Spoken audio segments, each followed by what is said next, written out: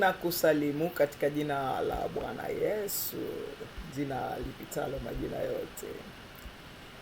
Jina hili ndio wokovu wetu, jina hili ndio uzima wetu, jina hili ndio tumaini letu la milele. Biblia inasema katika jina la Yesu kila goti linapigwa, kila ulimi unakiri kwamba Yesu Kristo ni Bwana. Naitwa Zawadi. Nilikwambia kwamba tutakuwa na mfululizo wa video hizi katika neno la Mungu kama kadhaa hivi. Sasa hii ni sehemu ya pili ya mfululizo wa video za tafakari ya neno la Mungu inayotoka kwenye Rhapsody ya Uhakika. Rhapsody ya Uhakika inaandaliwa na Mchungaji Chris. Mchungaji Chris amekuwa ni mtumishi wa Mungu ambaye amewasaidia watu wengi sana. Nasema hivyo kwa sababu mimi ni mmoja wapo. Mimi ni mmoja wapo. Kwa mfano, tuna program ya maombezi kila baada ya miezi mitatu. Mwezi wa 3, mwezi wa 7, mwezi wa 10, inaitwa Healing Streams. Watu wamepona. Ukienda tu kwenye YouTube kule na kwenye mitandao mingine ya kijamii andika tu Healing Streams. Maombezi ya uponyaji, utaona jinsi ambavyo mambo makubwa yamefanyika pale. Lakini pia kupitia Rhapsody ya Uhakika amewafikia watu wengi, na sisi wengine ni matokeo ya kazi yake, kwa sababu tumejifunza neno la Mungu, tumekuwa kiroho, tumeongeza viwango vya imani. Oh, haleluya. Na leo basi ujumbe wetu leo unasema toka imani hata imani. Toka imani hata imani. Neno la msingi ni Warumi sura ya 1 mstari wa 17. Biblia hapa inatuambia kwa maana haki ya Mungu imedhihirishwa ndani yake, toka imani hata imani, kama ilivyoandikwa, mwenye haki ataishi kwa imani. Haleluya. Mwenye haki ataishi kwa imani. Kabla tuende kwenye somo, nitakupa mfano. Historia inatuambia Yesu Kristo aliishi duniani miaka 2000 iliyopita. Ndivyo na neno la Mungu linavyosema. Miaka 2000 iliyopita. Sasa mimi namwamini Yesu Kristo, sijawahi kumuona, sikuwepo wakati anatembea anahubiri injili vijiji huko Emmaus, sijui wapi huko, kote huko Samaria na kila mahali. Lakini kwa Roho Mtakatifu wa Mungu namshukuru Mungu kwamba nimeweza kumwamini Yesu Kristo. Ndio hii inayosema kwamba mwenye haki ataishi kwa imani. Kwa maana haki ya Mungu inadhihirishwa ndani yake, toka imani hata imani, kama ilivyoandikwa, mwenye haki ataishi kwa imani. Haleluya. Na naamini kabisa na wewe tunaposhirikiana katika hizi video za neno la Mungu utakuwa unafuatilia na utafanyika mwana wa Mungu kwa imani. Sasa twende kwenye tafakari. Hapo mtu wa Mungu anafafanua hapa kwa kusema hivi, elewa hili. Anaanza kwa kusema elewa hili. Maisha ulioitwa kuishi ni maisha ya imani, kuanzia mwanzo mpaka mwisho. Imani si kitu unachotumia kukiwa na mahitaji. Ni mwenendo wako, ni maisha yako, ni maisha yako ya kila siku. Ulizaliwa humo. Wakati ulipozaliwa tena na kuwa haki ya Mungu, ukaanza maisha yenye kutoshelezwa, kudhihirishwa na kuendelezwa kwa imani. Hii ndio asili yako. Tutaweka kituo hapo kidogo. Kwa nini anasema ulizaliwa hivyo? Biblia inasema unapomwamini Yesu Kristo unafanyika mwana wa Mungu. Unapomwamini. Kwa hiyo unapomwamini Yesu Kristo unazaliwa mara ya pili. Ukishazaliwa mara ya pili unahesabiwa mwenye haki mbele za Mungu. Ukihesabiwa mwenye haki mbele za Mungu unaanza kuishi maisha ya kutoshelezwa, kwa sababu asili yako sasa inakuwa ni asili ya kiungu, asili ya kiungu, divine nature, asili ya Mungu ya kiungu. Hapo sasa unadhihirishwa. Kwa mfano, unadhihirishwa vipi? Siionee haya injili, uwezo wa Mungu uletao wokovu kwa kila anayeamini. Mimi ni mmoja wapo. Kwa hiyo nakwambia kabisa kwamba mimi nimeokolewa na Bwana Yesu, nimeokoka. Haki yangu mimi inatokana na imani yangu ndani ya Yesu Kristo. Kwa hiyo kudhihirishwa kwangu mimi kunadhihirishwa kwa imani. Na hivyo hata ninapoendelea kushirikiana nawe neno la Mungu, nashirikiana nawe neno la Mungu, ninaendelezwa kwa imani. Hii ndio asili yangu. Haleluya. Sasa mchungaji Chris anaendelea kusema, baadhi ya watu wana ufahamu potofu kuhusu maana ya kuishi kwa imani. Haimaanishi kukaa tu bila kazi, bila kufanya kitu chochote na kutarajia mambo yatokee. Hiyo si imani. Imani inatenda, imani inazaa matendo, imani huliitikia neno. Haleluya. Pale Biblia inaposema mwenye haki ataishi kwa imani, inamaanisha wenye haki huendesha maisha yao kwa neno la Mungu na si kwa misingi ya njia za mwili, kile unachoona, unachohisi au kusikia. Watazama kila kitu au unatazama kila kitu kutokea kwenye mtazamo wa neno. Huko ndiko kuishi kwa imani. Jinsi unavyotazama mambo kwa nje, uchaguzi wako, matendo yako yanaongozwa kwa neno. Haleluya. Imani inakusukuma kutenda sawasawa na kweli ya Mungu. Ndivyo inavyosaidia imani, bila kujali mazingira au hali.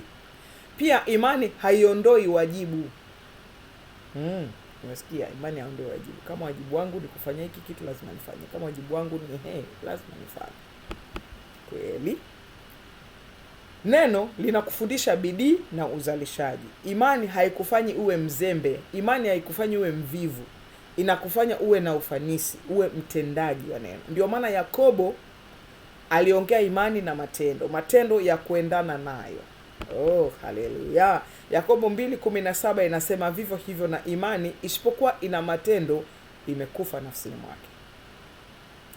Wewe ni mwenye haki, ndio, na mwenye haki anaishi kwa imani. Kwa hiyo endelea kukuza imani yako kwa kujifunza neno la Mungu zaidi na kuliweka katika matendo. Safari ya Mkristo ni kutoka imani hata imani, neema hadi neema, na kutoka utukufu hadi utukufu. Haleluya, jina la Bwana Yesu libarikiwe. Mtu wa Mungu sasa anasema tuende kwenye maombi.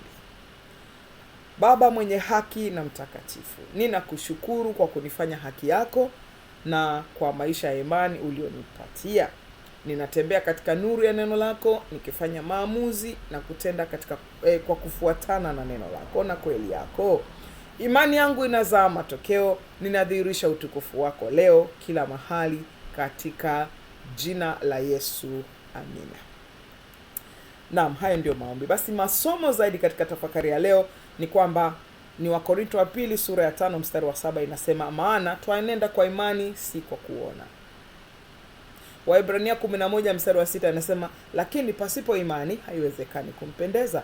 Kwa maana mtu amwendeaye Mungu lazima amini kwamba yeye yuko na kwamba huwapa thawabu wale wamtafutao. Haleluya. Na pia Yakobo 2:17 ndio inasema vivyo hivyo na imani isipokuwa ina matendo imekufa nafsini mwake. Imani bila matendo imekufa. Hapo kuna vitu vizuri sana vya kuvitazama. Unajua kuna misemo, naishi tu kwa imani. Mtu anasema naishi kwa imani wakati hakuna kitu. Unaishi kwa imani, unaishi kwa neno la Mungu.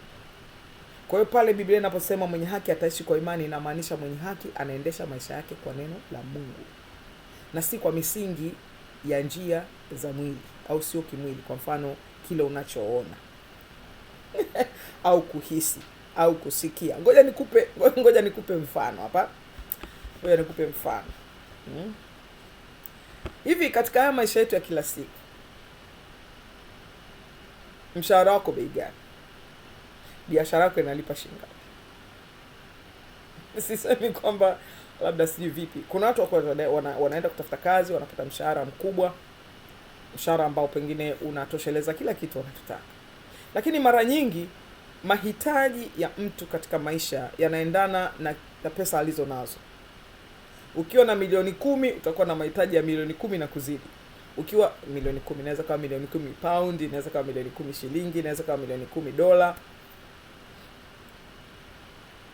Ndio maana Bwana Yesu alisema mtu hataishi kwa mkate tu, bali kwa kila neno linalotoka kwenye kinywa cha Mungu. Katika mafundisho ya mchungaji Chris kuna sehemu moja anasema kwamba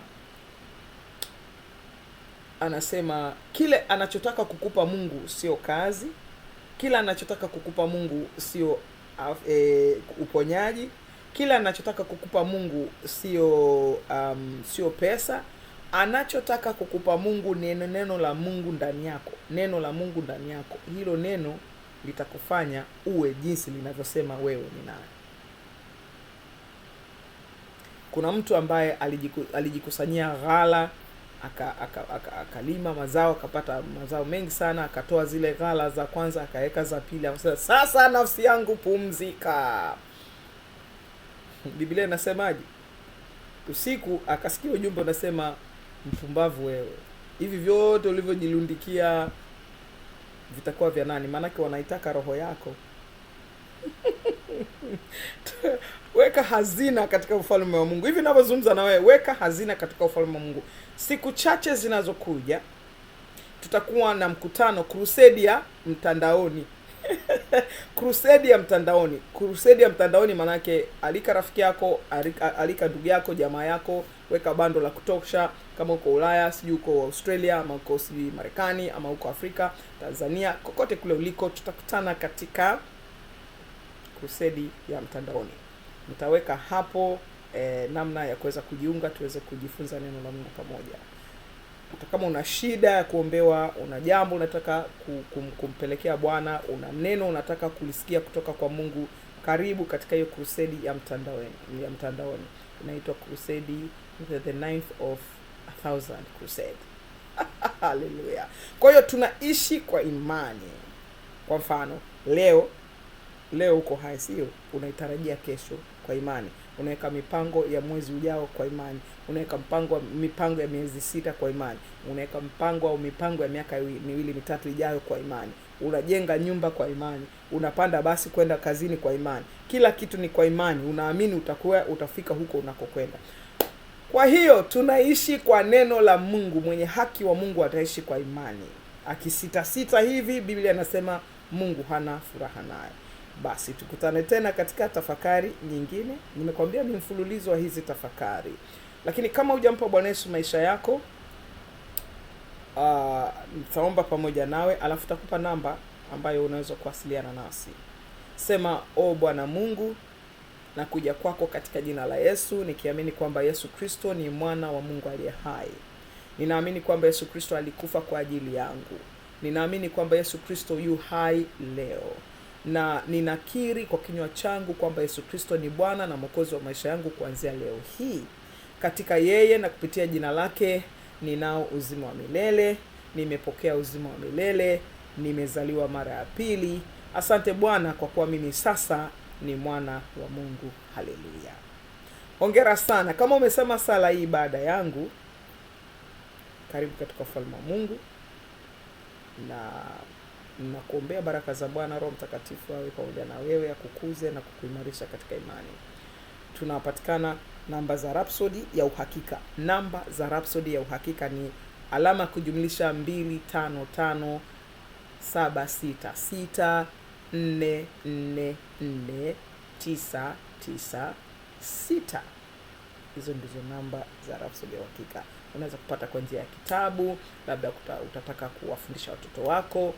Zote zinapatikana kwa namna hiyo. Vinginevyo, Mungu wangu akubariki, Mungu wangu akuinue, Mungu wangu akuthibitishe, Mungu wangu akushikilie, akuandae kama anavyoniandaa mimi tayari kwa unyakuo. Tutakutana tena katika video nyingine ya Rhapsody ya uhakika, sauti ya Rhapsody. Jina langu Zawadi. Ubarikiwe.